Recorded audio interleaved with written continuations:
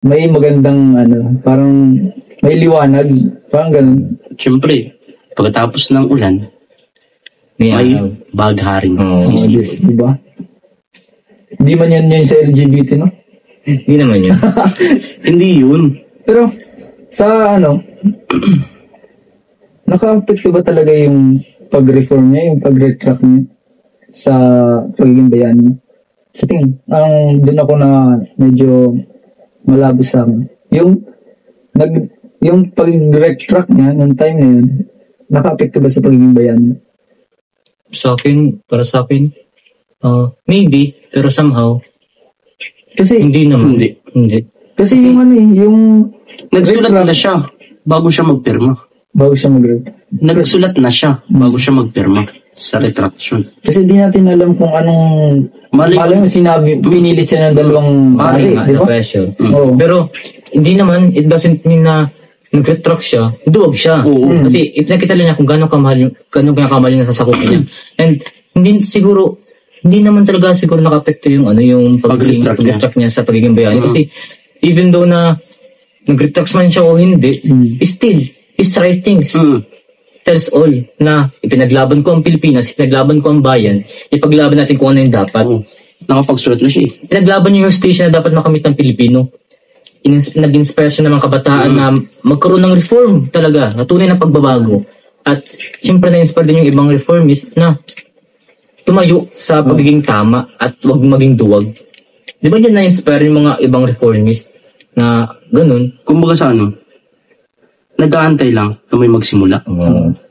At si Rizal yun.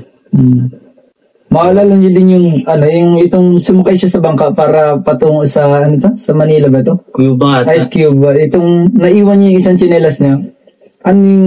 Naiwan niya na tapos binato niya rin yung isa para kung sakaling may makakuha, may magagamit. Parang ganun yun sa bansa natin na nagsulat siya para may maiwan sa mga susunod na henerasyon. At ngayon nananatili itong libro na ito. Yung dalawang ginawa niyang libro na kung saan napakahalaga sa kasaysayan tapos napakalaman. Parang karunungan ba? Kahit novel lang pero napakaganda. Siguro kung nabuhay ako nun tapos ito sa ngayon na susulat ka rin? Hilig ko magsulat, bayani din siguro ko. Makibel na lang ako.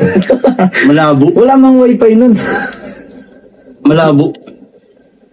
Dahil sa pagsusulat, nakita ko rin na ngayon mahilig ako magsulat, tapos si Rizal mahilig din siya magsulat. Parang nilagay mo ng sarili mo sa hindi naman sa may bangs yun, nakaganto. Two-sided siya.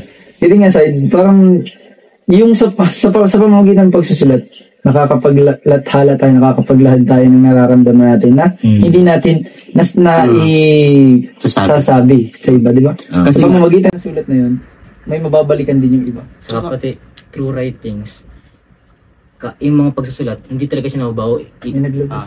Kumbaga sa chismis,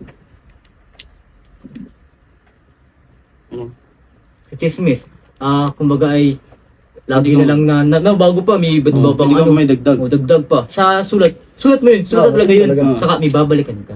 Babalikan ka na Tapos, yun. Ano sa tingin mo? Siguro, dun sa point na yun, sa sa pagsusulat, napakahalaga ang pagsusulat. Kasi, patayin ng tao, pero yung sulat niya nandiyan pa rin. Sabi nga, di ba? Mag-fade man ang emosyon ko o ang nararamdaman ko. Pero yung tinta, doon sa simpleng papel na sinulatan niya. Yung nilalaman nun. Kailan. Napakayang. Hindi nagbago. Damdamin man natin, nagbabago. Pero yung sinulat mo na, na-fix mo na yung pluma. Through his pluma. Yun, wala na. Wala makapagpabago doon. Kahit pa ilang correction tape ang gamitin. Kahit pa touch and go. Touch and go yan. Pero, hindi na mabago yun. Yun na yun Yun na yun. Kaya, sabi nga sir, makikita rin natin kung bakit tayo pinag-compare na rin sir. Kasi, yung mga sinulat ko, every night, nagsusulat ako. Then kapag binabalikan ko siya, natatawa na lang sa sarili ko Ganun pala kahalaga ang pagsusulat. Kasi hindi naman kaya lahat ng memory natin.